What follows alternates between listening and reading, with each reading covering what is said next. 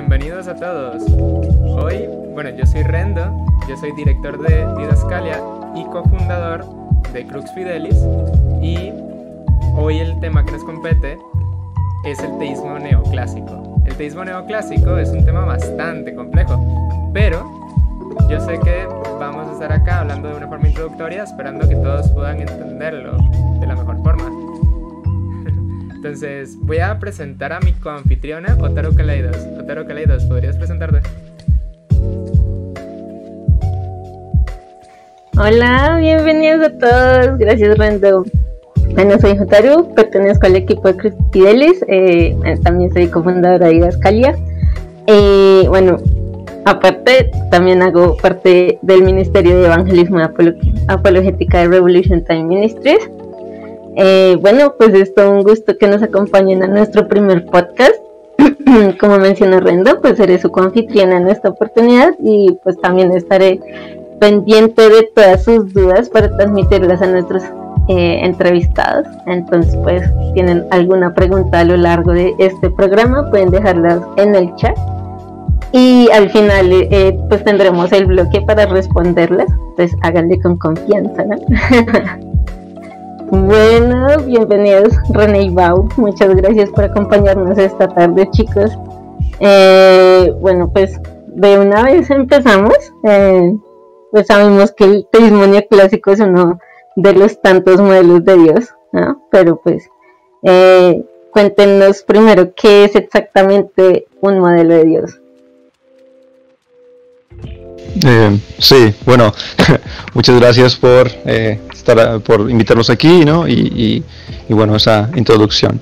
A grandes rasgos, un modelo de Dios es una forma de concebir a Dios o comprender su naturaleza y su relación, pues, con el mundo, ¿no? Si ustedes van a nuestro blog, hay un pequeño artículo que es una introducción al teísmo neoclásico. Allí está escrito que, siguiendo a Mullins, para distinguir un modelo de otro, este debe decir algo único sobre naturaleza divina, que otro modelo no recoge. Entonces, a grandes rasgos, eso es un modelo de Dios. Sin embargo, me gustaría agregar que podría decirse de cierta manera que los modelos de Dios se comprometen con una teología del ser perfecto. Esto, en pocas palabras, es siguiendo la tesis de Anselmo, que dice que Dios es aquello de lo cual nada más grande puede concebirse. De este ser perfecto se derivan, de hecho, ciertos atributos que lo conforman. Entonces, el debate acerca de los modelos de Dios, o lo que diferencia a los modelos de Dios, es precisamente la comprensión de este ser, de lo cual nada más grande puede concebirse. Entonces es precisamente cuando decimos Dios, el modelo de Dios, estamos hablando de un ser que deriva ciertos atributos, y es el entendimiento de estos atributos lo que nos hace concebir diferentes modelos.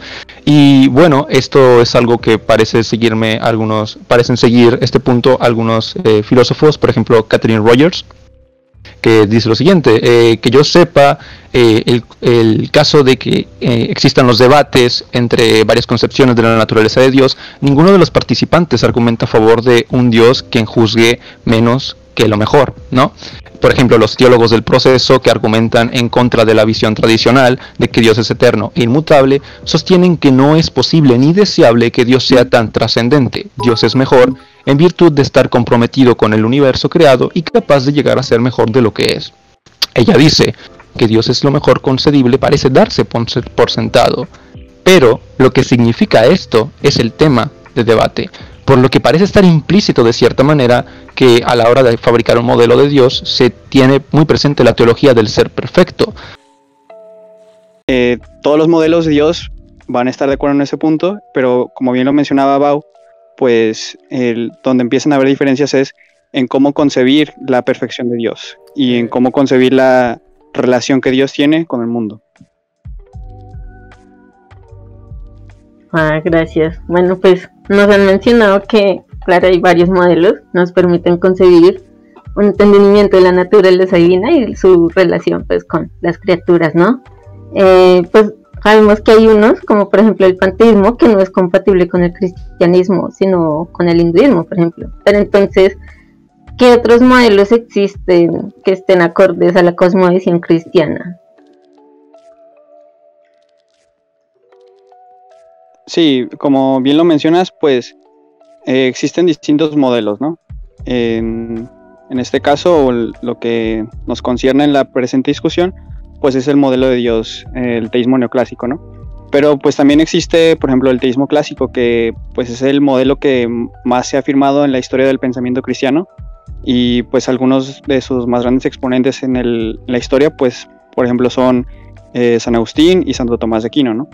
Y ese es uno de los modelos, ¿no? El teísmo clásico, de lo cual también vamos a estar hablando un poquito más en las siguientes preguntas. Obviamente el teísmo neoclásico también es compatible con el pensamiento cristiano, con el cristianismo en general y las doctrinas que se tienen.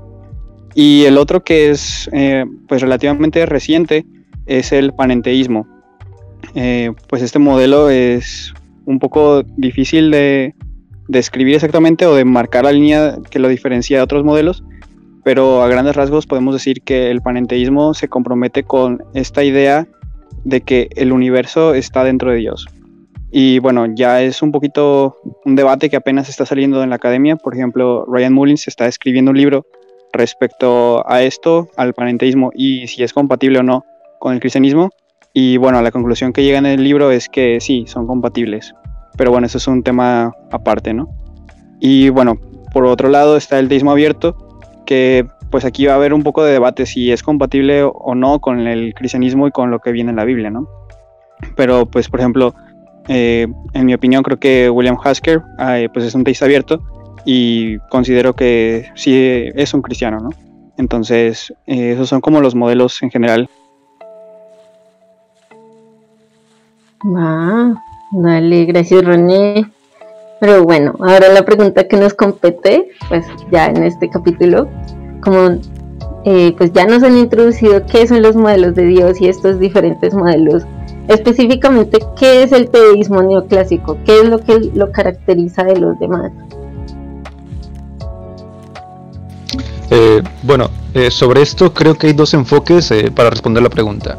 El primero, creo que es pertinente mencionarlo, es uno que aparece en el libro de las editoras Asa Kasher y Janine Diller, que se llama Modelos de Dios y Alternativas para la Realidad Última, en donde encontramos que Kevin Tempe intenta definirlo como la siguiente manera: como deben ser entendidos como esa familia de modelos que niegan que sea posible que Dios posea todos los atributos de grandeza como se entienden tradicionalmente, y que no estén lo suficientemente bien definidos para considerarse modelos independientes, ¿no? Esta definición marca dos cosas. Primero, que con lo de que no estén lo suficientemente bien definidos, ya dejamos afuera la teología del proceso y el teísmo abierto, que ya se pueden considerar modelos por derecho propio, ya que están lo suficientemente bien definidos, ¿no? Y el primero, Kevin Tempe admite que es un poco ambigua cuándo puede considerar la distinción entre cuándo puede considerarse que un modelo está lo suficientemente bien desligado del teísmo clásico para decirse propiamente que se vuelve neoclásico, ¿no? Pero también admite que es mejor entender el término de modelos neoclásicos como una clase de parecido familiar antes que un limitante bien definido y bien tajado, ¿no? Bueno, esta definición resulta ser bastante flexible, ya que permite entrar un modelo que es defendido por el filósofo Yuji Nagasawa, que es la tesis del Maximal God, en la cual la propone como una alternativa a la tesis que él llama la del Omnigod, el cual según Dios es necesariamente omniperfecto, necesariamente omnipotente, omnisciente, omnibenevolente. Entonces aquí Dios tiene el conjunto máximo consistente del conocimiento, poder y la benevolencia, ¿no? Entonces ahí podemos ver que esta manera de concebir el teísmo neoclásico de hecho permite ciertos modelos que no están comprometidos, que bien pueden estar a la par, en el sentido de que aceptar la tesis del Maximal God te puede de alguna manera llevar al Omnigod, pero no es necesariamente no está necesariamente, digamos, comprometido a lo mismo, ¿no? Entonces tenemos la otra definición que encontramos en Ryan Mullins, el cual primero hace una distinción, ¿no? él, como explicamos antes, hay un modelo de Dios que se llama el teísmo clásico. Y bueno, Ryan Mullins identifica al teísmo clásico de la siguiente manera. Dice que el teísmo clásico es una extensión del teísmo que se diferencia por proponer 4 atributos adicionales a Dios, a saber, que es simple, atemporal, inmutable y impasible, ¿no? Entonces, según Ryan Mullins, y parece que le siguen otros como Joshua Sijuadi, esta distinción del teísmo neoclásico está de acuerdo, como mencionó antes mi compañero René, con los omniatributos, ¿no? Omnisciencia, omnipotencia, todo esto, pero reemplaza o niega los 4 atributos de identificación única del teísmo clásico, que vendrían a ser pues lo que mencioné antes, ¿no? La temporalidad, simplicidad, etcétera, por complejidad, mutabilidad, temporalidad y pasibilidad, ¿no? Entonces, sí, yo creo que estos son los 2 términos que podríamos utilizar para definir lo que es el teísmo neoclásico, ¿no? Perdón, son las 2 definiciones que se me ocurren para definir teísmo neoclásico. Y creo que la más popular y la que estaremos optando más en este podcast sería la segunda, la que proponen Ryan Mullins y Joshua Sijuadi. Creo que son las más indicadas. René, ¿tendrías otra definición o nos quedamos con esta? No, yo me quedo igualmente con la segunda definición, la que maneja Mullins. Y pues sí, simplemente el teísmo neoclásico en general serían como el grupo o la familia de modelos que pues se distingue por rechazar por lo menos uno de los 4 atributos distintivos del teísmo clásico, y que pues asimismo rechaza el teísmo abierto, ¿no? Entonces así es como yo manejaría también la definición, exactamente como la dijo Bau. Me pareció que se explicó muy bien. Me parece bastante interesante esta parte del podcast, y créanme que aquí hay muchos conceptos que vamos a abarcar un poquito más adelante, ¿no? Pero antes de abarcar esos conceptos, quiero hacer una pregunta, ¿no? ¿Es realmente importante que estemos hablando de este tema? O sea, ¿cuál es la importancia de que nosotros hablemos de teísmo clásico o hablemos de teísmo neoclásico? ¿Hay algo realmente importante en hablar de modelos de Dios?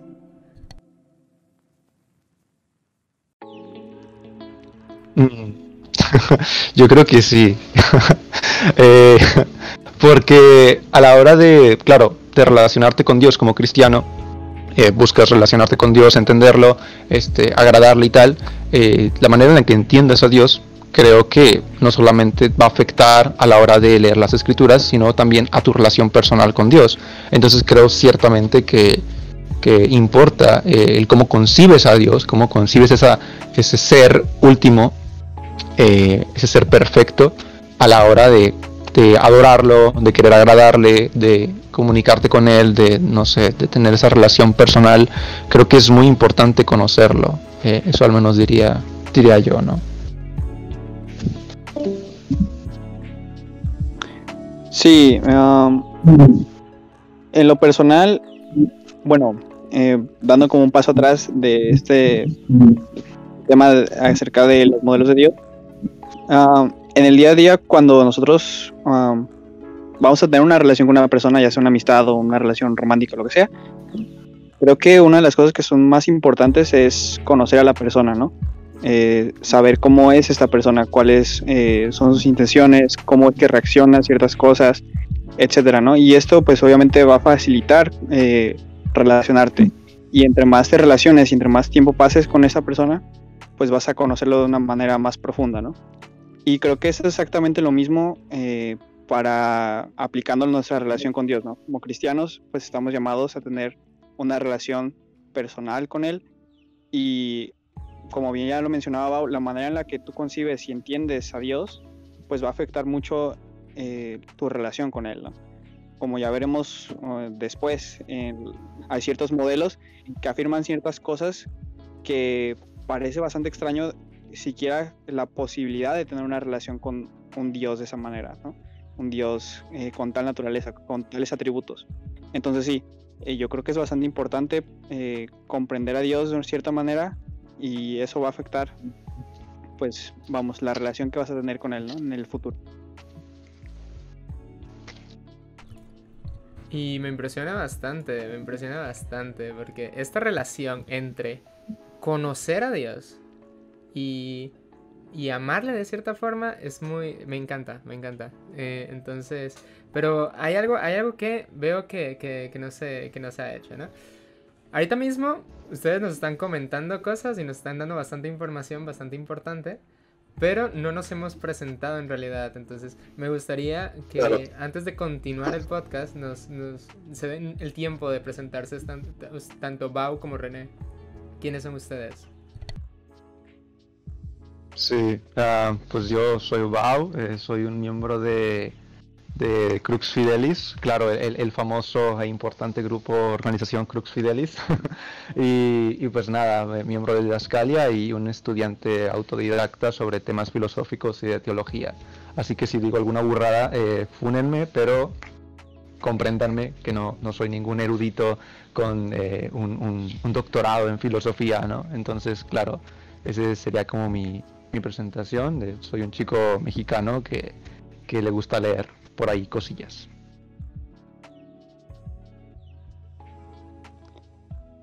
Sí, pues similar a lo de Bau, la verdad. También, pues sí, yo soy, soy el fundador de Crux Fidelis, el famosísimo blog, obviamente, claro. Pues mi nombre es René, también, pues vamos, apenas voy a entrar a la universidad, entonces tampoco no soy un erudito en estos temas, pero pues me gusta leer por mi cuenta, ¿no? Filosofía, teología, y pues es lo que he estado haciendo, ¿no? Me interesan mucho estos temas y pues sí, también de México soy y ya, no sé qué más decir, sí, creo que sería todo. Tacos, tequila. Claro. Me encanta. De verdad me alegro un montón por tenerlos acá y muchas gracias por haber aceptado a compartir este podcast con uno. Entonces, ahora sí, voy a retomar algo que se mencionó anteriormente en la pregunta de qué era ateísmo neoclásico, y es específicamente el hecho de que ustedes mencionaron los 4 grandes, ¿no? ¿Me podrían decir qué son estos 4 grandes y por qué la definición y cómo se relacionan entre ellos? Ok, me gustaría, no sé si te parece bien, René, definir lo que es simple y impasible, y ya pues tú le entras con nosotros, no sé. Claro, sí. Vale, okay. Adelante. Ok, bueno, empezando por simplicidad, a grandes rasgos, muy grandes rasgos, es que carece de diversidad en su esencia, ¿no? Uno podría ir a afirmaciones como lo que dice San Agustín, es que todo lo que está en Dios es idéntico a Dios, ¿no? Dios carece de partes propias físicas y metafísicas, no es compuesto de ninguna manera, carece de partes, no hay una porción numéricamente distinta de él.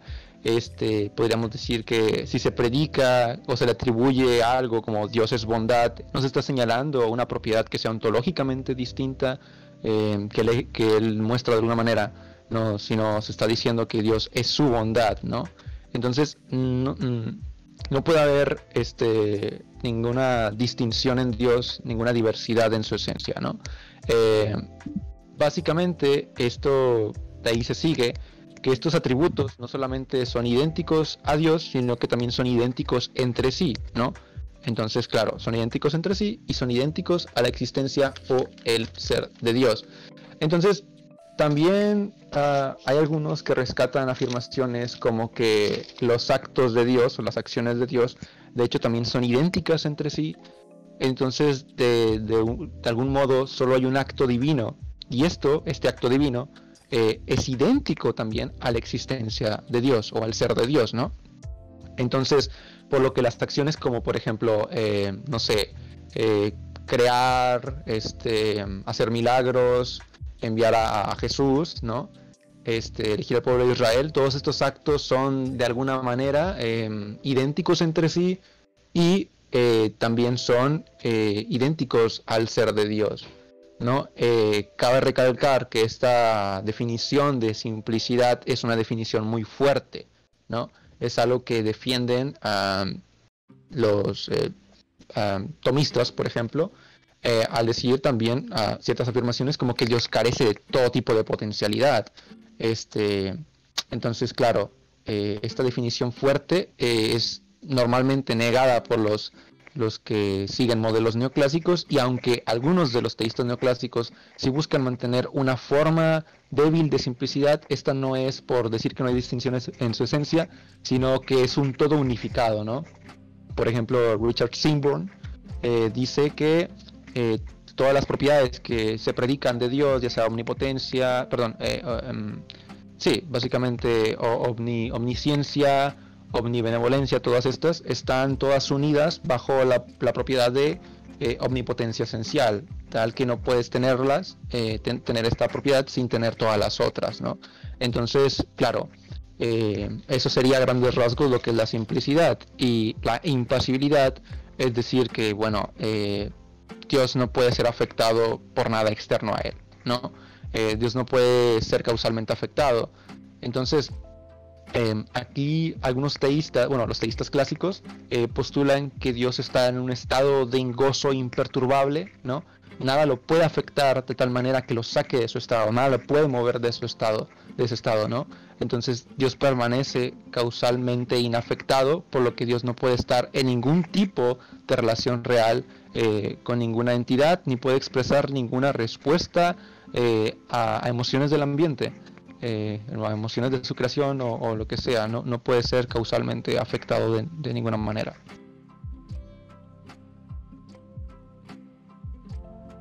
Sí, bastante completo lo que mencionó Bau. ¿Iban a decir algo? Ok, creo que no. Bueno, los otros dos grandes, los otros dos atributos distintivos del teísmo clásico, pues es la inmutabilidad y la atemporalidad, ¿no? Siguiendo un poco lo que, bueno, antes de entrar en esas dos definiciones, algo que cabe recalcar es el compromiso que los teístas clásicos tienen con una definición aristotélica de tiempo, ¿no? Básicamente la definición aristotélica de tiempo dice que hay tiempo sí y solo sí hay cambio, ¿no? Entendemos cambio como que en un momento del tiempo cierta sustancia tiene ciertos atributos, ciertas características, incluso relacionales, y a un momento posterior en el tiempo, pues esta misma sustancia tiene distintos atributos y sus relaciones en cuanto con otras sustancias pues ya es distinta, ¿no? Entonces, en base a esto, pues entramos al punto de la inmutabilidad, ¿no? Para el teísta clásico, Dios no tiene ningún tipo de cambios. No solamente no tiene ningún tipo de cambios, sino que no puede tener cambios. Entonces, esto es pues una doctrina bastante fuerte, porque completándolo con lo que mencionaba Bau sobre la impasibilidad, pues entonces la vida emocional de Dios también no puede cambiar. Entonces, sí, por eso mencionaba Bau que Dios se mantiene en un estado imperturbable de gozo, ¿no? De felicidad, como queramos denominarlo. Entonces, una vez entendido esto, que Dios no puede tener cambios, volviendo al punto también porque no tiene ninguna potencialidad, entonces, y complementándolo con el punto de la definición aristotélica de tiempo, pues se llega a la conclusión que ya que como Dios no tiene cambios y hay tiempo sí y solo sí hay cambios, pues se concluye que pues Dios está temporal, ¿no? Y ya un poco más específicos sobre qué es la temporalidad, pues bueno, la temporalidad podemos definirla de la siguiente manera. Bueno, el primer punto sería que Dios no tiene principio y no tiene fin, ¿no? Y hasta ese punto, pues se va a estar de acuerdo el teísta clásico y el neoclásico van a estar de acuerdo en ese punto, ¿no? Porque en ambas partes se quiere afirmar que Dios es eterno. Pero el punto en donde ya va a haber una diferencia es que, pues básicamente el teísta clásico con la temporalidad va a decir que Dios no tiene sucesión en su vida, y Dios no tiene una localización temporal, ¿no? Entonces, a grandes rasgos, eso sería la atemporalidad y la inmutabilidad. Y me parece que es bastante completo las definiciones que dieron, ¿no?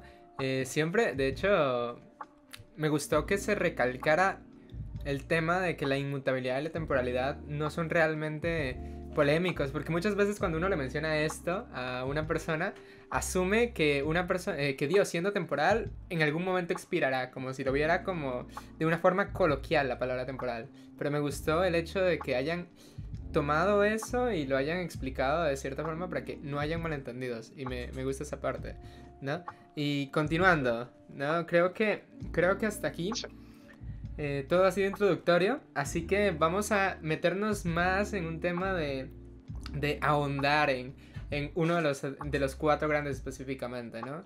Entonces, uno de los cuatro grandes, probablemente el que más ventajas trae el teísmo neoclásico, es la impasibilidad de Dios. ¿Qué me podrían decir ustedes sobre la impasibilidad de Dios? ¿Qué implica que Dios sea impasible?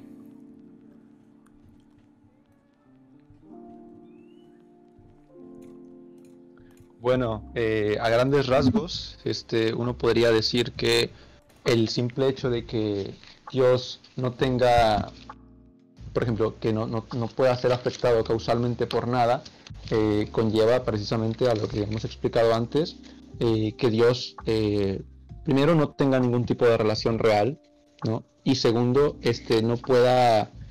no pueda experimentar estados mentales cambiantes, ¿no? Que respondan a la realidad creada. Entonces, de alguna manera, tenemos a Dios no siendo empático con la creación, ¿no? Y digamos, a la hora de decir qué implica la impasibilidad, tenemos que tomar en cuenta que desde una perspectiva cristiana, quizás, es muy importante, y creo que las escrituras hacen mucho énfasis en la relación que tenemos con Dios, ¿no? Entonces, claro, a la hora de relacionarte con un ser, como ya explicó René, con una persona, buscas entenderla, y claro, a la hora de familiarizarte con él, empiezas él experimenta cambios debido a que tú influencias a él y él te influencia a ti, ¿no? Esa relación que hay, pero al mismo tiempo no solamente se niega a este tipo de relación real al afirmar la impasibilidad, sino que también tenemos un pequeñito problema, que es que Dios carece de algo que parece intuitivamente una virtud. Diré intuitivamente, ¿no? Porque parece algo muy, muy obvio a nosotros, que cuando una persona está sufriendo, ¿no? Es algo deseable y admirable que una persona se sienta su dolor, tenga esa empatía y reaccione, ¿no? No que se permanezca inmutable, completamente alejado del dolor de las demás personas, que no le interese en lo más mínimo. Entonces, creo que las implicaciones de la impasibilidad son negativas, en el sentido de que ese énfasis de personalidad que hacen las escrituras no lo podemos predicar filosóficamente, ¿no? Y al menos yo diría que, al menos para mí, una realidad muy intuitiva es que es deseable que un sujeto sea empático y no se mantenga indiferente o en un estado de gozo mientras una persona sufre, y mucho menos un Dios que predica ser amoroso y estar interesado con su creación, ¿no? Y relacionarse con su creación. Entonces, la verdad me parece muy surrealista el hecho de afirmar una visión cristiana de relación, Dios de amor, de alguna manera de un Dios personal, y luego afirmar que Dios es indiferente a tu dolor, indiferente a tus logros, indiferente a si te conviertes o no, es completamente indiferente a todo esto. No sé, a mí me parecen implicaciones bastante fuertes.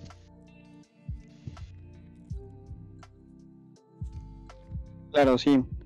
Exactamente como lo mencionaba Bau, también en lo personal se me hace muy, muy extraño, muy, vamos, lejos de lo que uno encuentra incluso acerca de Dios en la misma Biblia, ¿no? Incluso, por ejemplo, se ha llegado a argumentar que un Dios impasible no puede amar, ¿no? Por ejemplo, un argumento que se me viene a la cabeza es, se piensa, ¿no? O sea, una persona, si tú amas a alguien y esta persona está pasando por alguna situación difícil, creo que cualquier persona, vamos, que esté en su sano juicio, pues va a estar empatizando con la otra persona, ¿no? Va a estar diciendo, no, pues yo entiendo que estás pasando por esa situación y por ende voy a reaccionar a la situación difícil que tú estás teniendo para ayudarte a superarla, ¿no? Y yo creo que eso es una implicación de lo que significa amar a alguien, ¿no? Entonces, pero bueno, obviamente si uno está empatizando con esa persona y actuando en respuesta a la situación difícil que está pasando esta persona, pues entonces esta persona de cierta manera y la situación que está sucediendo, que está teniendo esta persona, pues te va a influenciar para actuar de cierta manera. Pero si recordamos lo que mencionaba Bau en cuanto a la impasibilidad, pues Dios no puede ser causalmente influenciado de ninguna forma por nada que sea externo a él. Si esa sustancia no es Dios, entonces no puede influenciar a Dios de ninguna manera. Pero entonces, si entonces pensamos de esta manera, el ejemplo que estaba dando, por ende, si Dios no puede ser influenciado por nada, en este caso, digamos, una situación en la que yo estoy pasando algo muy difícil y Dios no está teniendo ninguna reacción en base a lo que yo estoy pasando, pues podemos concluir que entonces Dios no está empatizando conmigo, ¿no? Y como mencionaba, una implicación de amar a alguien pues es empatizar. Entonces, como Dios no empatiza y utilizando pues una regla de inferencia lógica, el modus tollens, pues concluimos que Dios no está amando, ¿no? Entonces, aquí es donde entra ese conflicto tan grande para el teísmo clásico en este punto de la impasibilidad, porque nosotros como cristianos predicamos que pues Dios es un Dios de amor, ¿no?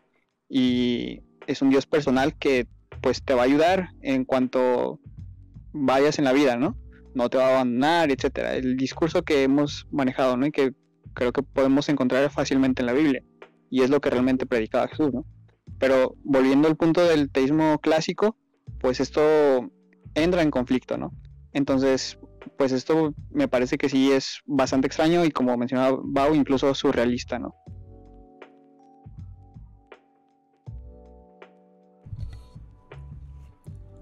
Me parece importantísimo este tema. Porque si repito, algo que tiene de ventaja el teísmo neoclásico y el teísmo frente al teísmo clásico es que Dios es personal. Y un ser personal me ama más personalmente, me aprecia más personalmente y me empatiza más personalmente.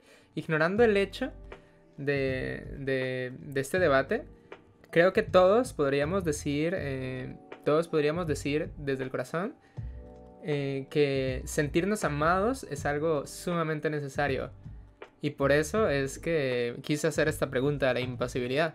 Pero hay muchas otras cosas que podemos comentar de la impasibilidad. Y de hecho, esta idea de podernos sentir amados es algo muy propio. Pero ¿ustedes qué opinan con respecto a una persona que no tenga mucho conocimiento en filosofía? ¿Verdad? Que esté cero en este ámbito.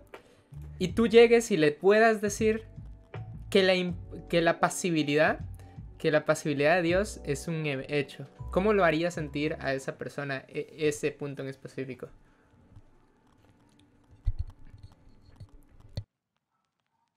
Hombre, creo que primero habría que ver si la persona es cristiana, ¿no?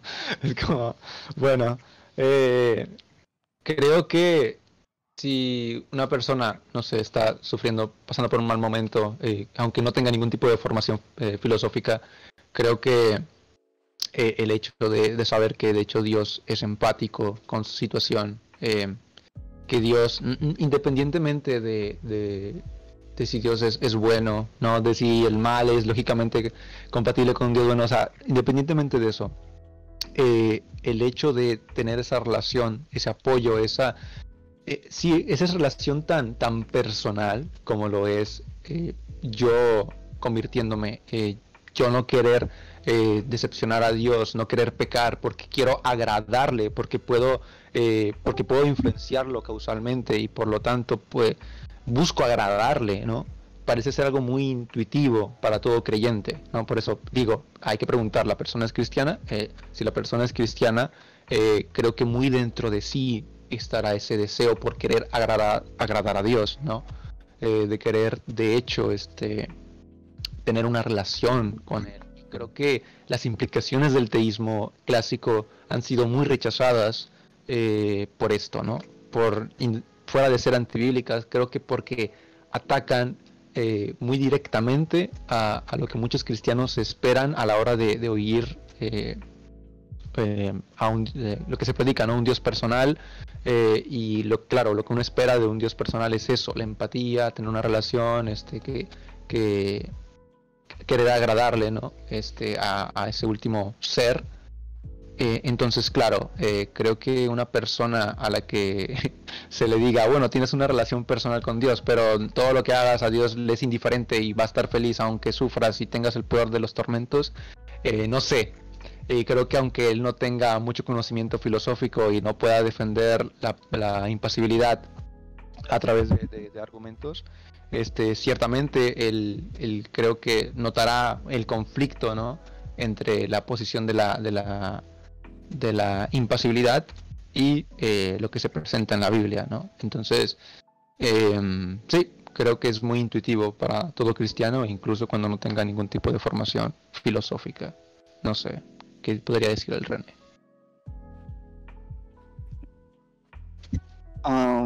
Sí, muy de acuerdo con lo que mencionaba Bau. En cuanto a la pregunta en sí, ¿de qué forma podría la pasibilidad de Dios, pues vamos, influenciar o afectar a una persona que esté fuera de este ámbito? Yo creo que, pues vamos, un punto que es importante antes de poder responder la pregunta es, vamos, ponernos en el caso de que tú llegas a compartirle digamos, imaginemos que no es una persona cristiana, ¿no? Y está pasando por algo difícil. Y tú llegas y le dices a la persona, oye, existe un Dios que te ama y que quiere, pues, que tú vengas, ¿no? Que te arrepientas, que seas salvo, etcétera, etcétera. Pero luego te preguntan, oye, ¿y tú qué crees que siente Dios cuando ve que está pasando esto, ¿no? Que, no sé, imaginemos, bueno, suena muy feo, pero imaginemos que abusaron a su hija, ¿no? Entonces esta persona te pregunta, oye, más bien dime, ¿tú qué crees que siente Dios? ¿O cómo crees que reacciona Dios ante esta situación que es tan fuerte, ¿no? Porque realmente es una situación horrible que le pase algo a un familiar, ¿no? O una persona en general, cualquier persona. Y tú le contestas, no, pues fíjate que este Dios es el Dios del teísmo clásico y no importa lo que le esté pasando a la persona, no importa que lo horrible que te estés sintiendo, Dios se va a mantener feliz y está feliz todo el tiempo, en un estado imperturbable de gozo. Es como súper extraño, ¿no? Porque vienes predicándole que Dios es un Dios amoroso, que se preocupa por sus criaturas y que quiere entrar en una relación y que quiere ayudarle a la persona a sobrellevar todo esto. Y pues parece, de hecho, todas las acciones, por ejemplo, en cuanto a Jesús, ¿por qué lo manda? Pues porque es misericordioso, ¿no? Y tiene gracia para con nosotros. Pero al mismo tiempo, este Dios, el teísmo clásico, pues, vamos, no reacciona de esa manera, simplemente, pues no va a poder reaccionar a lo que te esté pasando, ¿no? Y tú llegas y le predicas de esa manera a una persona, pues yo creo que, sinceramente, la persona, pues, te va a mandar al carajo, ¿no? Vamos. Entonces, pero si se llega con la persona y le explicas, no, pues, fíjate, no, Dios no es impasible, Dios es pasible, Dios realmente sus emociones son influenciadas por lo que te está pasando. Yo creo que es radicalmente distinto, ¿no? Es una diferencia abismal entre estos dos maneras de concebir a Dios. Y pues creo que eso es la manera en la que encontramos en la Biblia, ¿no? Que Dios realmente se va a preocupar por ti y que pues está ahí y pues va a actuar de manera racional, obviamente, como es Dios, pero va a ser influenciado y va a reaccionar en cuanto a tu sufrimiento, ¿no? Lo que te esté pasando. Entonces yo creo que eso sería como un caso, vamos, más personal, en el que no se involucra tanto la argumentación filosófica, pero que pues se ve la diferencia entre estas dos concepciones de Dios, ¿no? Yo creo que eso sería como lo que yo mencionaría. Bueno, acá me llega una pregunta, ¿no? O sea, pues ya dejando de lado el tema relacional, que pues ya lo enfatizaron ahorita en la pregunta, en la respuesta. ¿De qué importa este debate entre el teísmo clásico versus el teísmo neoclásico en la teología propiamente dicha? Porque, digamos, pues hemos visto incluso que hay teístas neoclásicos que llegan a decir que el teísmo clásico es antibíblico, y lo mismo en el otro bando. Entonces, sí, como en la teología a nivel doctrinal y todo eso, ¿qué implicaciones podría tener este debate? ¿Qué importancia, no?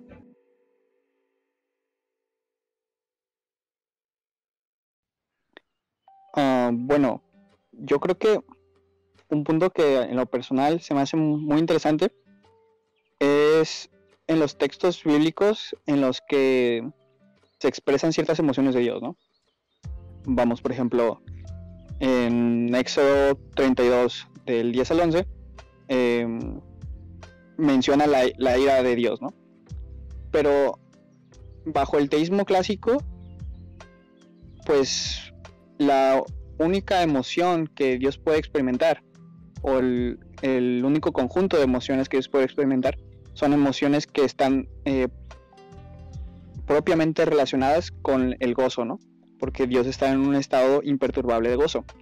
Pero en la Biblia, nosotros podemos revisar, se encuentra muchas veces la mención, por ejemplo en el Antiguo Testamento, en cuanto a la ira de Dios. Entonces, un teísta clásico, cuando esté leyendo la Biblia y se encuentre con ese tipo de versos, la interpretación que se le va a dar va a ser totalmente lo opuesto a lo que viene en la Biblia. Entonces, ahí pues te va a afectar mucho en la manera en la que estés interpretando ese tipo de textos, ¿no?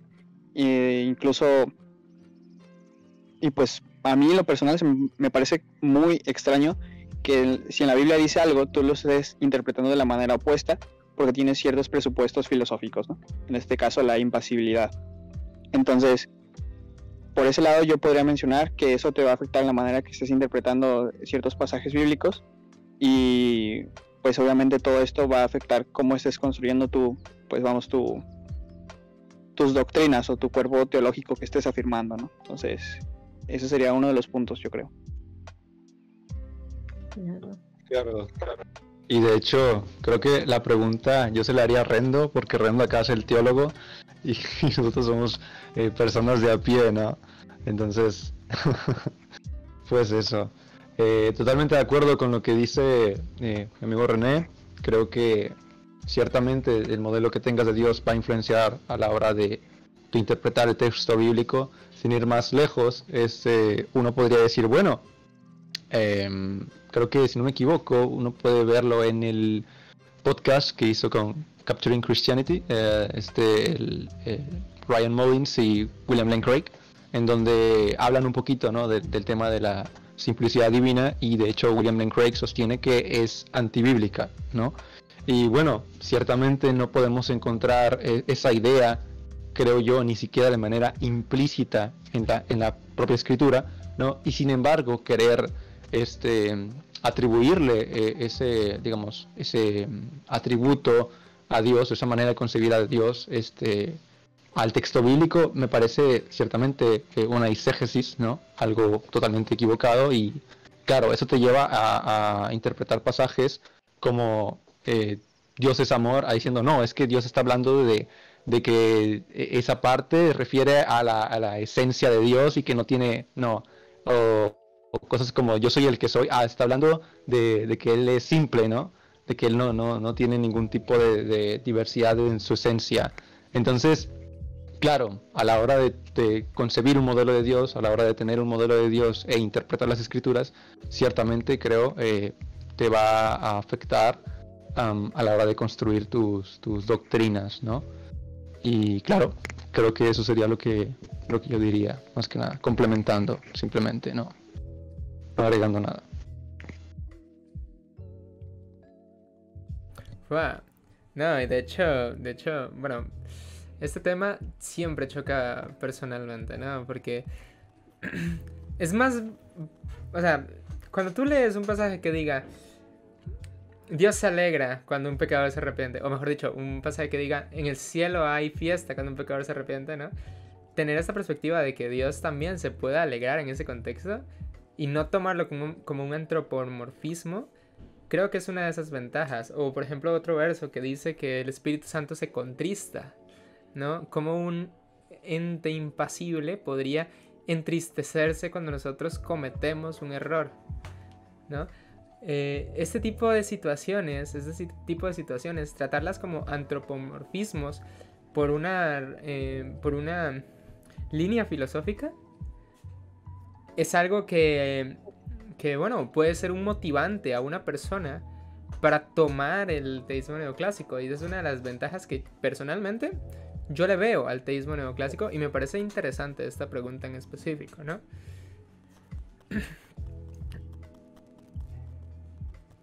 No sé si Octavio quiere seguir con la siguiente pregunta. No, mentira, sí. Sí, interesante todo esto. Y pues, claro, es redenso. Yo aún me siento, o sea, acá donde me ven en el grupito, creo que soy la más noob de todos. Pero igual, o sea, yo sé que hay varios acá que no han como aún digerido todo esto, que hay conceptos bastante nuevos. Y pues claro, es un tema que, no sé, es bastante interesante y si quieren explorarlo, no sé, qué autores, qué lecturas o podcasts, o sea, qué material nos podrían recomendar para quienes nos gustaría ahondar en todo este rollo de los modelos de Dios, del teísmo neoclásico y todo esto. Yo creo que René es el bueno para las recomendaciones sobre textos, mucho texto, ¿no? Creo que René es el bueno para eso. Sí, ok, a ver.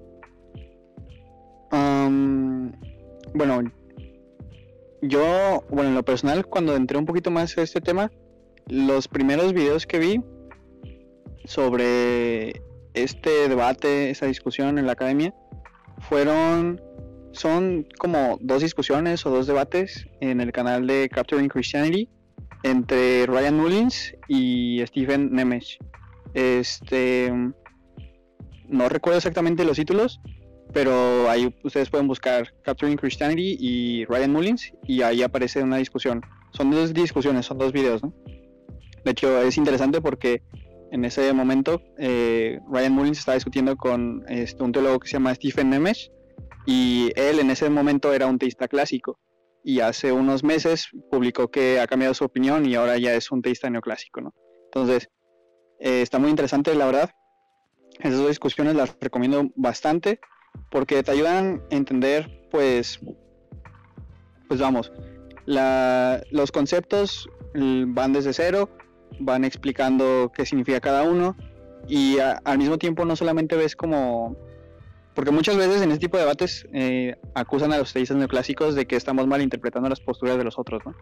Pero en ese video, por ejemplo, en esos videos, pues uno puede ver y puede contrastar ambas opiniones, desde un teísta neoclásico, cómo define las cosas del teísta clásico y viceversa, ¿no? Entonces me parece que son dos videos bastante buenos y yo los recomendaría mucho, la verdad. Y bueno, también existe, yo creo que otro que se mete tal vez un poco más profundo y que es un poco más complejo. Si no mal recuerdo, está en el canal de The Analytic Christian y es una entrevista a Ryan Mullins y básicamente hablan acerca de Dios y el tiempo, ¿no? Como mencioné previamente, pues el teísta neoclásico mantiene que Dios es temporal y el teísta clásico mantiene que Dios es atemporal, ¿no? Entonces Ryan Mullins pues va poco a poco hablando en cuanto a estas dos posturas y entra un poquito más profundo a lo que es la filosofía del tiempo, porque dependiendo de ciertas posturas en cuanto al tiempo que uno mantenga, pues va a afectar a esta concepción que tiene la persona en cuanto a la relación de Dios y el tiempo, ¿no? Entonces, esos 3 videos yo los recomendaría mucho, la verdad. Y bueno, obviamente el canal de Majesty of Reason con Joe Schmidt tiene varias entrevistas. Tiene una entrevista a Catherine Rogers, que es una filósofa que es un teísta clásico, un ateísta clásico, y también está muy buena esa conversación. Incluso en este canal de Joe Schmidt tiene, si no mal recuerdo, como 3 o 4 videos dedicados justamente a ese debate. Incluso tiene un video en cuanto a simplemente Dios y las emociones. Y pues ahí ya se explora un poco más acerca de la impasibilidad y la pasibilidad. Entonces, en estos 3 canales, Capturing Christianity, The Analytic Christian y Majesty of Reason con Joe Schmidt. Y ya hablando, pues vamos, de libros, yo creo que recomendaría el libro de Ryan Mullins, The End of the Timeless God, el fin del Dios atemporal, y uno de sus papers que se llama The Divine Time Maker. Ahí argumenta en contra de la atemporalidad y plantea una manera de concebir la relación de Dios y el tiempo que me parece muy muy interesante. Y bueno, creo que eso sería todo, yo creo, por mi parte. Por ahí hay algunos de Yuji Nagasawa, si no recuerdo, sobre modelos de Dios, así se llama. Y creo que Bao tiene otros en cuanto más general, vamos. No sé si quieras decir algo, Bao. Sí, bueno, yo recomendaría el libro que mencioné al inicio, que es, perdón por mi inglés, Models of God and Alternative Ultimate Realities. Es de las editoras Janine Diller y Akasher. Básicamente hacen demuestran un panorama general respecto a lo que es pues los modelos de Dios, ¿no? Hablan de teísmo clásico, teísmo neoclásico, teísmo abierto, ¿no? Muestran un poquito otras alternativas si no me equivoco, a la realidad última además de Dios. Entonces, claro, es un libro bastante completo, pero tiene un inconveniente, que es bastante denso y no está hecho para un público que no esté familiarizado con ciertos conceptos y quizás un poquito ya metido en temas de filosofía de la religión, ¿no? Entonces, ciertamente es un libro que recomiendo, pero que no a cualquiera, no como una introducción, ciertamente. Después está el artículo de Joshua Sijuadi, creo que es un teísta que es interesante porque también tiene su canal de YouTube y sube sus debates con personas del Islam o tiene conversaciones o clases de filosofía de la religión con Hopi incluso. Entonces, claro, está interesante y tiene un artículo que no se me va un poquito el nombre. Creo que se llama Metafísica del Teísmo, una síntesis del teísmo clásico y el neoclásico. Creo que así lo podemos encontrar. Y bueno, creo que esos dos dan un panorama bastante general. Y además, claro, todo lo que mencionó René, que son los videos de Ryan Mullins, creo que explica muy bien y desarrolla muy bien este tipo de objeciones al teísmo clásico, unas más completas, y también responde objeciones del teísmo clásico hacia el teísmo neoclásico. Entonces creo que sí, bastante completo ver esos videos, te da un panorama también bastante general.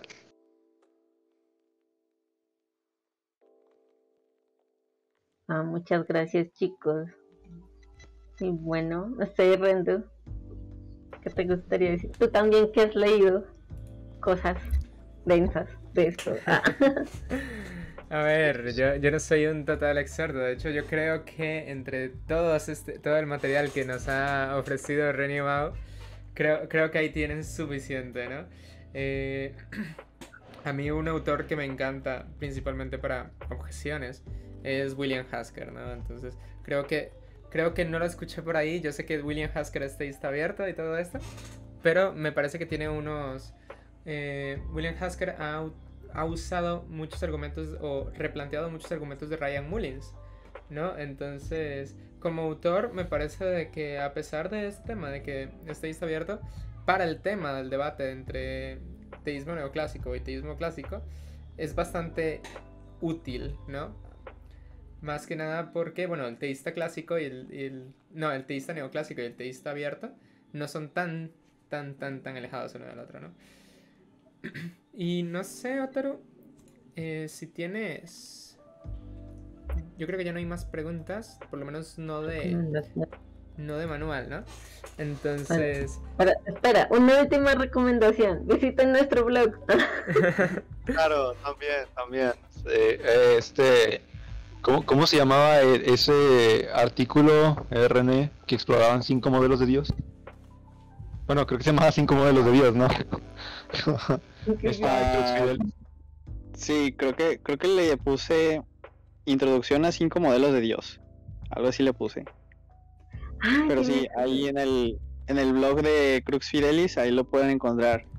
Ahí está, bueno, hay un artículo que se llama ¿Es Dios el tiempo? En este básicamente planteo la postura de Ryan Mullins en cuanto a Dios y el tiempo. Y luego tenemos el de una introducción al teísmo neoclásico, que bueno, ese está un poquito más largo, ¿no? Porque en general explora todo. Y existe otro que se llama una introducción a 5 modelos de Dios. Y ahí ya pues se explora, bueno, escribí acerca del neoclásico, el clásico, el panteísmo, panenteísmo y el teísmo abierto. Entonces ahí es como un panorama general y muy breve de todos los modelos que mencionamos ahorita.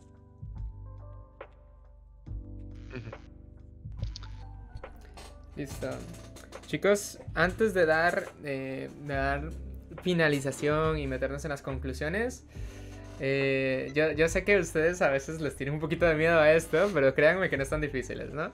Preguntas del público. Dale. Entonces, Bueno, aquí fuimos recopilando unas cuantas, ¿no? Sí.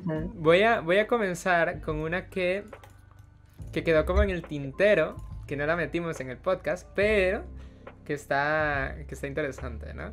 No la metimos, pero la metemos de todas maneras. Exacto. Sí. Dentro de la pasibilidad de Dios, ¿hay alguna emoción que Dios no pueda expresar? Por ejemplo, el ejemplo que se pone es el miedo. ¿Puede acaso Dios sentir miedo o simplemente es que no ha tenido la posibilidad de sentir miedo? Creo que René es el que puede responder eso. Él creo que sigue a Ryan Mullins y Ryan Mullins explica muy bien esta. Ok, bueno, para hablar sobre ese tema, sobre, el conjunto de emociones que Dios podría expresar, pues básicamente lo que yo primero mencionaría es, vamos un poco más profundo en la definición de pasibilidad divina, ¿no? Y bueno, esto se resume en, pues, 3 puntos. El primer punto es que si alguien menciona que Dios es pasible, entonces Dios puede ser influenciado por entes externos a él, ¿no? Ese sería el primer punto. El segundo punto, que me parece que es el más importante para esta pregunta, es las emociones de Dios siempre están acorde a su perfecta racionalidad. Y el tercer punto sería que las emociones de Dios cambian, ¿no?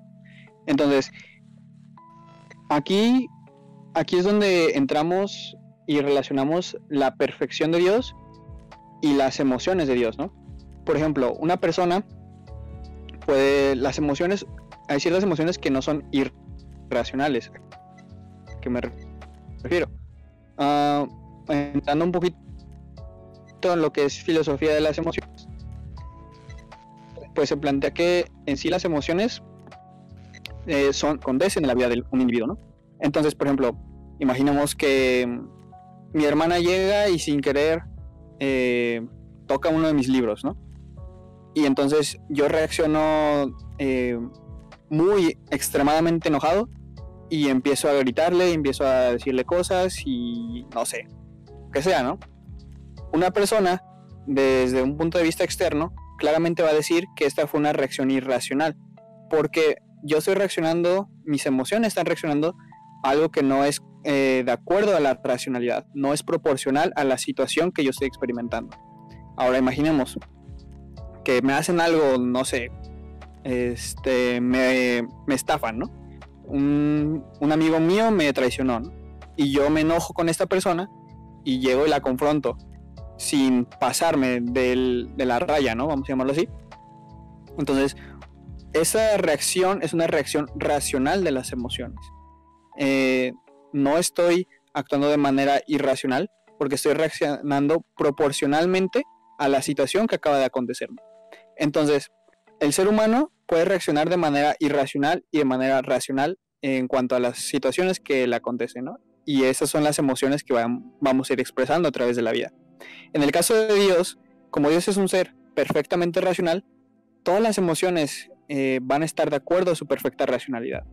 Esto simplemente es decir que la manera en la que Dios va a reaccionar o va a ser influenciado por los sucesos que hay en el universo, en su creación, van a afectar a Dios de cierta manera y Dios va a reaccionar solamente de manera proporcional a los eventos que están sucediendo. Entonces, aquí ya, recortamos cierto conjunto de emociones, las cuales Dios no puede tener, porque Dios es perfectamente racional, ¿no? Entonces, aquí entramos en, por ejemplo, el miedo.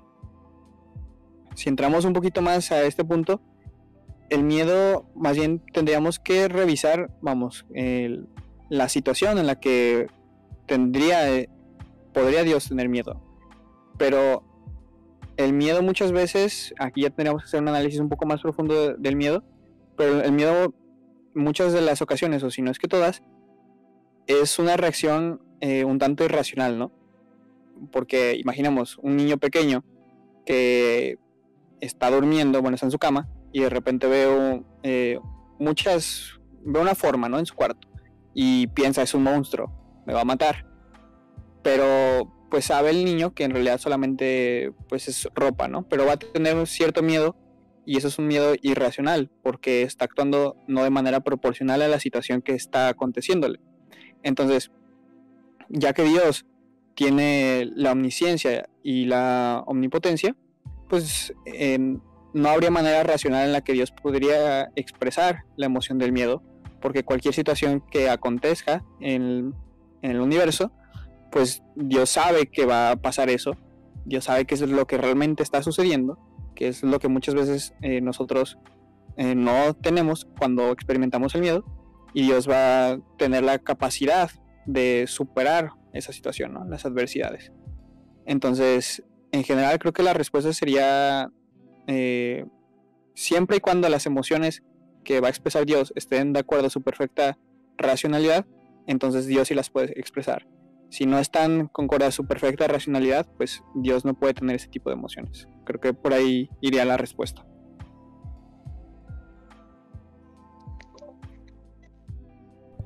Me parece bastante buena. Antes de continuar con las preguntas, bueno, la siguiente le tocaría a Wataru mencionarla, pero antes de eso, saludar al Kuda que se pasó ahí un ratito y nos ha silenciado, ¿no? Aquí tenemos a varios fans, el Kuda también es teísta neoclásico y es todo lo que él tenga en su canal de YouTube, tanto en su canal de YouTube como en su Twitch. Para un teísta neoclásico es oro puro. Mira, de hecho aquí sigue. Bienvenido. Entonces, Wataru, siguiente pregunta del público. Dale. Bueno, Johnny97OR dice, pregunta, ¿el modo de conocer a Dios se puede resumir solo como lo que obtenemos de la teología natural, que es una aprehensión de verdades de Dios usando la razón, o existe de otro modo?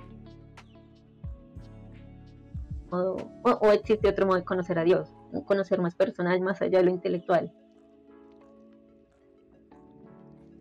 La repito. No entendí mucho la pregunta, ¿me la puedes replantear? ¿Puedo repetir? Perdón. De que si el modo de conocer a Dios se puede resumir solo como lo que obtenemos de la teología natural, que es una aprehensión de verdades de Dios usando la razón, o si existe otro modo de conocer a Dios, que sea más personal, más allá de lo intelectual. Pues el cristiano propone que hay dos revelaciones, ¿no? Está la revelación general, ¿no? En plan, podríamos decir la que es accesible a través de la creación, y la revelación especial, ¿no? Que sería Dios revelándose a sí mismo. Entonces, el cristianismo cree que de hecho sí hay, y muchas religiones también creen que de hecho sí hay una revelación especial, ¿no? Dios revelándose a sí mismo, que accedemos a Él solamente cuando Él nos permite acceder a Él, claro, pero Él es el revelándose, ¿no? Creo que sí, o sea, hay maneras. En el caso del cristianismo pues sería la escritura, ¿no? La revelación de Dios, su palabra, o la encarnación de Cristo. Entonces sí, o los milagros, o etcétera, ¿no? Son las revelaciones especiales de las cuales podemos aprender a Dios, o claro, también la experiencia que tenemos de su espíritu, ¿no? Eso también puede ser una manera de aprender las realidades del cristianismo sin necesidad de hacer, digamos, argumentos deductivos, inductivos, para llegar a Dios.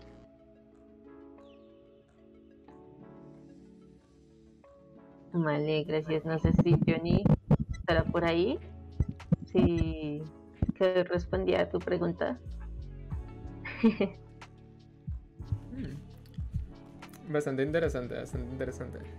Bueno, la siguiente pregunta que tengo aquí anotada es de una chica llamada Aileen, ¿no? Aileen pregunta: hablando de la pasibilidad de Dios, poder expresarle a una persona no cristiana la pasibilidad de Dios, ¿de qué forma podría expresarle a una persona no cristiana la pasibilidad de Dios?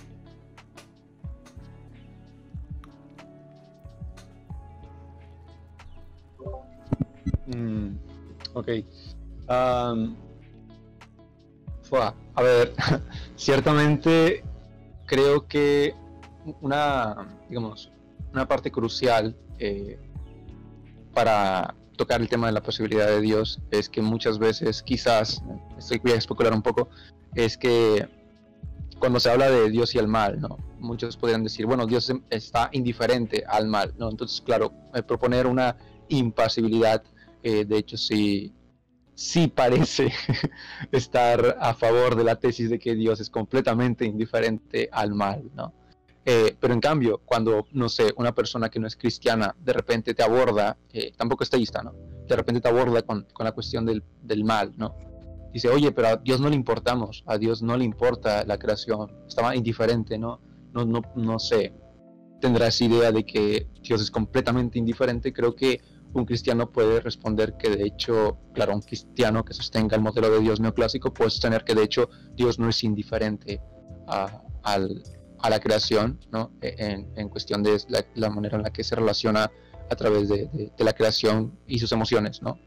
Entonces, no es indiferente en ese sentido, más claro, plus toda la argumentación que tiene responder el problema del mal. Pero creo que sí hay maneras de presentar la pasibilidad de Dios, al mismo tiempo que puedes presentarlo, no sé, para responder a una objeción o claro, para presentar el evangelio, ¿no? Creo que tiene mucho más poder, mucho más el ir, oye, sabes que hay un Dios que te ama, un Dios que se relacionará contigo, un Dios al que le importas, un Dios que, no sé, que se puede alegrar contigo, que puede ser en paz contigo. Y creo que a la hora de presentar el evangelio y responder problemas con el mal, creo que es muy, muy útil la pasibilidad, ¿no?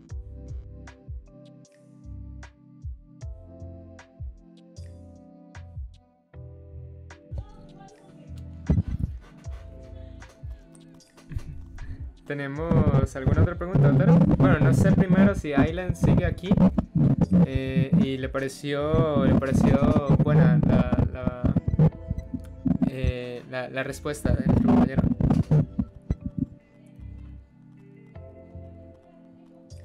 ¿Cómo? ¿Le pareció la respuesta o no le pareció la respuesta? Ah, estoy preguntándole porque no sé si sigue en el stream o se tuvo que retirar.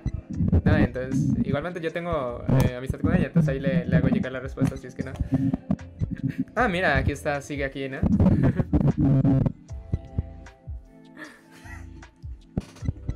Entonces, Chicos, no sé si tienes alguna pregunta, Taro.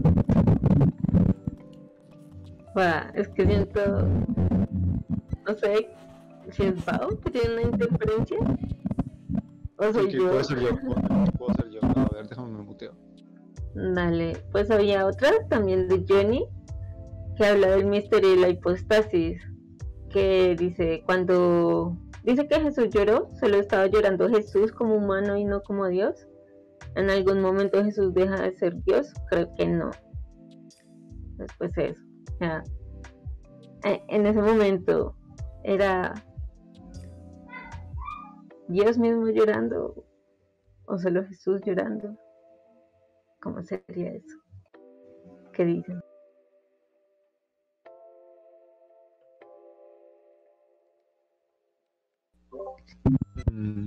Pues se me ocurre, bueno, primero que nada Jesús es Dios, ¿no?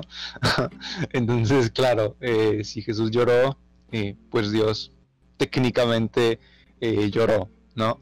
Pero bueno, diría que, claro, la acción de llorar con todo lo que implica lagrimear y tal, quizás sin un cuerpo físico esa acción no sería posible en Dios, ¿no? Así que ciertamente diríamos que es Dios encarnado el que tiene la posibilidad de llorar, pero de sentir tristeza creo que ciertamente Dios sí pudo, no necesariamente solo Jesús encarnado fue el que sintió tristeza, sino que Dios de cierta manera pudo haber sentido tristeza, ¿no?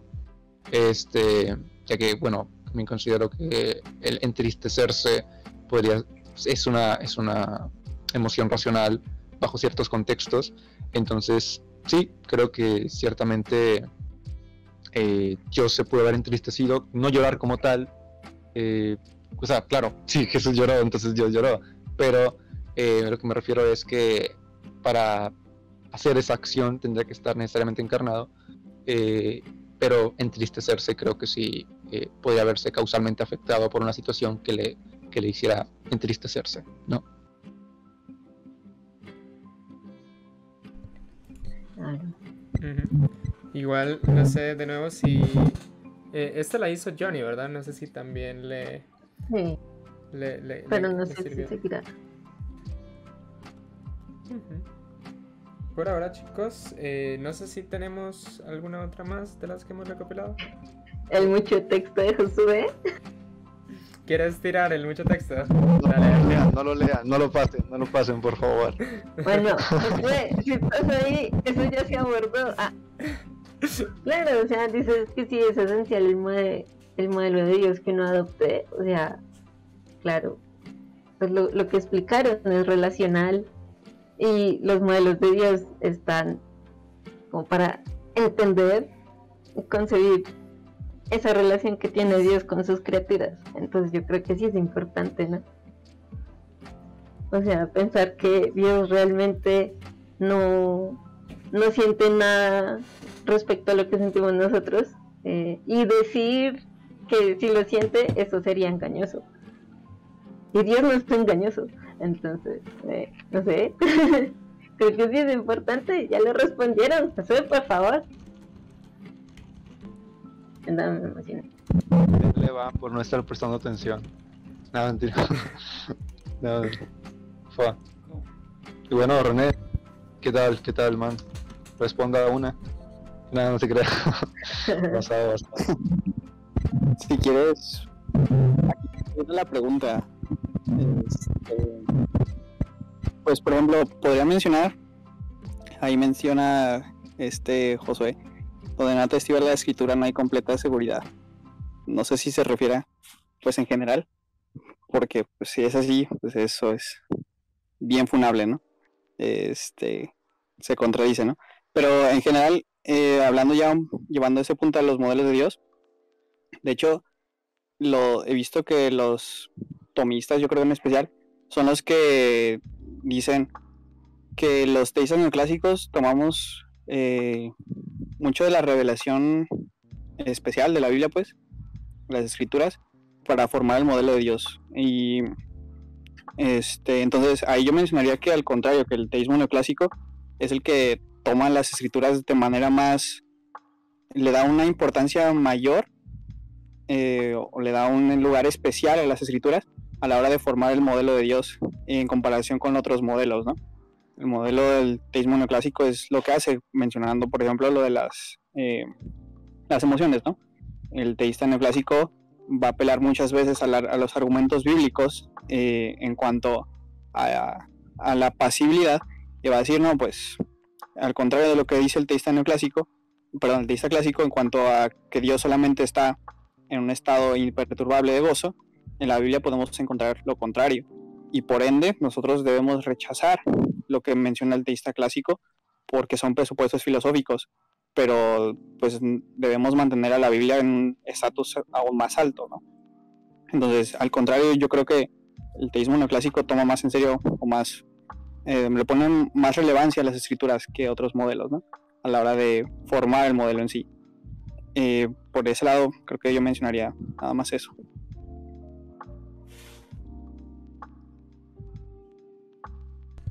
Excelente, ¿no? Por el momento no veo muchas preguntas, aunque aquí tengo una que tal vez pueda interesar, ¿no? Hablando de implicaciones del teísmo neoclásico, creo que hemos abarcado unas cuantas, pero asumiendo la posición contraria, ¿qué cosas podría decir que son complejas dentro del teísmo neoclásico? No sé si me doy a entender. O unas implicaciones que sean fuertes en el teísmo neoclásico.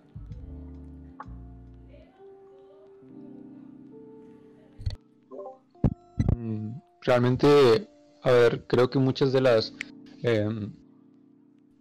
críticas que se le ha hecho al teísmo neoclásico algunas veces se deben a que no se comprende del todo. Por ejemplo, si bien es cierto que si tienes una digamos, comprensión ya de los modelos clásicos, no sé, estás afiliado al tomismo, claramente oír que Dios tiene potencialidad o Dios tiene partes, uno podría decir, bueno, pero que tenga partes lo hace dependiente de las partes, o que tenga potencialidad requiere un ser externo que lo actualice, bla, bla, bla. Entonces, creo que muchas de esas respuestas, muchas de esas objeciones claramente tienen respuesta, pero ciertamente puede ser complicado para alguien que ya está tan metido en esos temas del teísmo clásico, entender cómo estás, digamos, cómo se puede postular esto sobre Dios sin hacerlo de alguna manera dependiente o requerir actualizadores o depender de sus partes, ¿no? Entonces sí, diría que eso, y por otro lado diría que el teísmo clásico, a diferencia del no clásico, tiene una larga tradición, ¿no? Es decir, está muy presente en los inicios del cristianismo y fue desarrollado, ¿no? Por grandes exponentes del cristianismo, pensadores cristianos. Entonces ciertamente el teísmo clásico sí tiene bajo esta visión mucha más historia, ¿no? Y quizás apoyo de la tradición que no tiene el teísmo neoclásico, ¿no? Pero como tal, implicaciones fuertes, la verdad no conozco muchas. O no sé qué quieras decir tú, René, al respecto.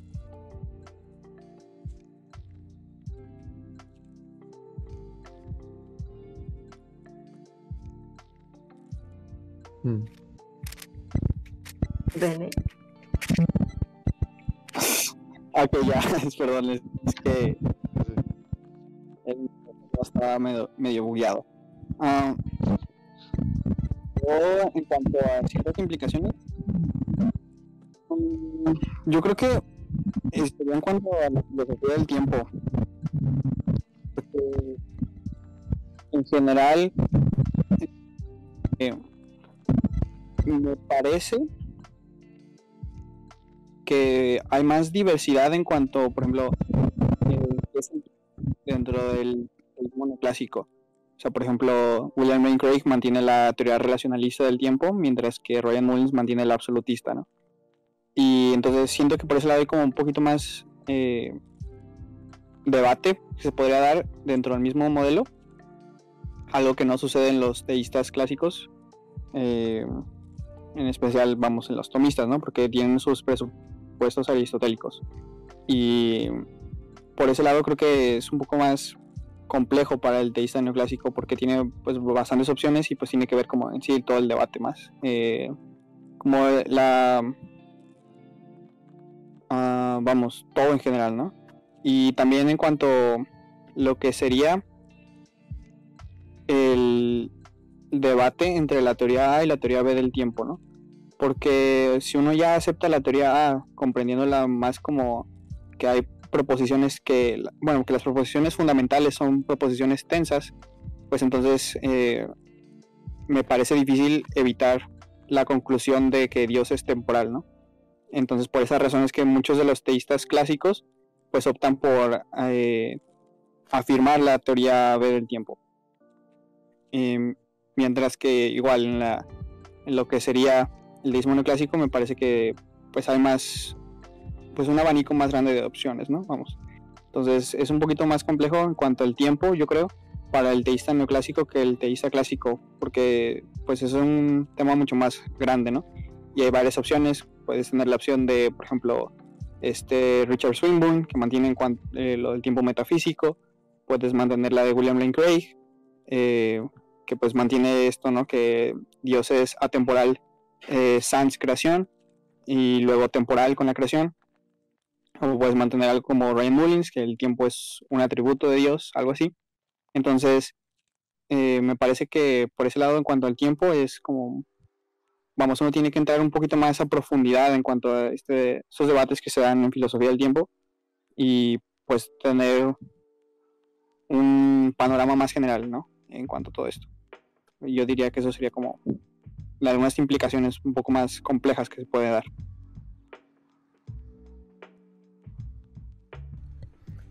Yo por mi parte, al menos no he visto más preguntas. No sé si Otaru tenga preguntas propias, porque esa es otra, ¿no? O sea, si hay alguna duda por parte de la moderación, tienen todo el derecho también a hablarla, ¿no? Yo por mi parte creo que estoy completamente claro y de mi parte estoy bastante contento con toda la información que se ha dado el día de hoy.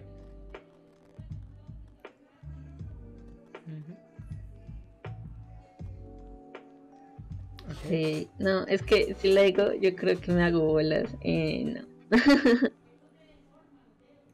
Nada más acá poniendo al Josué en el chat. Qué raro, no puede ser stream no sin sé. estar jugando a Josué. Nada, gracias. Ok, entonces chicos, creo que es buen momento para entonces cerrar. Llevamos casi hora y media. Tienen ahí tienen tiempo indefinido para dar sus conclusiones, ¿no? ¿Qué les dejó este podcast? ¿Qué cosas no han comentado y quieren comentar? ¿Qué cosas les parecería que requieren ahondar más o que sienten que no tocaron?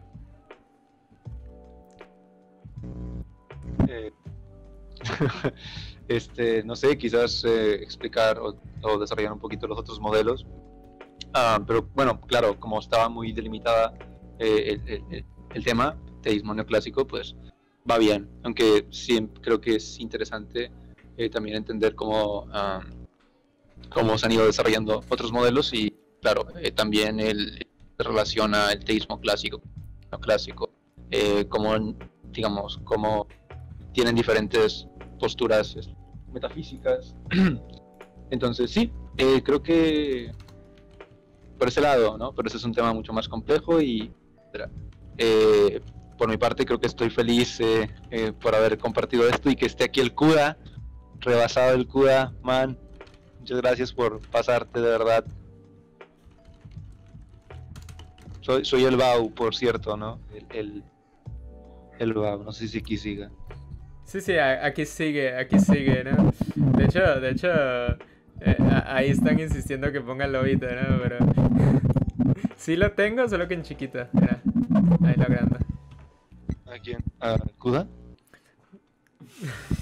Kuda está pidiendo pues que Rendo vuelva a su monito de lobito. No, que quería enseñárselo al Kuda, porque ahí anda el Rick pidiendo e insistiendo en el chat de que le haga, de que ponga el perrito. Furro llamando a otro furro.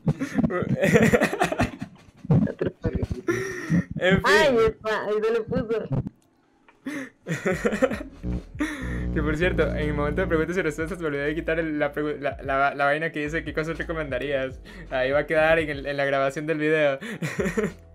En fin, me parece de que fue bastante bueno para hacer un primer podcast. 1 hora y media de podcast creo que es una buena duración, ¿no? Es lo que normalmente duraría 2 prédicas o 2 talleres, ¿no? Y creo que es un buen número para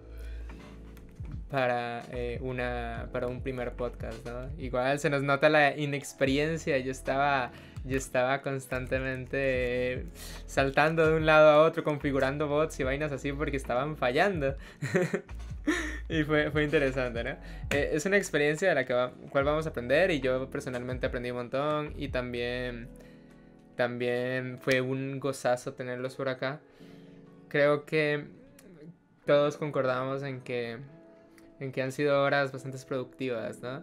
Y tener al René otra vez ahí, estar escuchándolo y con un buen micro, pues da más gozo todavía, ¿no? Sí, fue un espacio bastante chévere, la verdad que sí. Qué bonito, bonita experiencia. También gracias a los que nos acompañaron y nos aguantaron.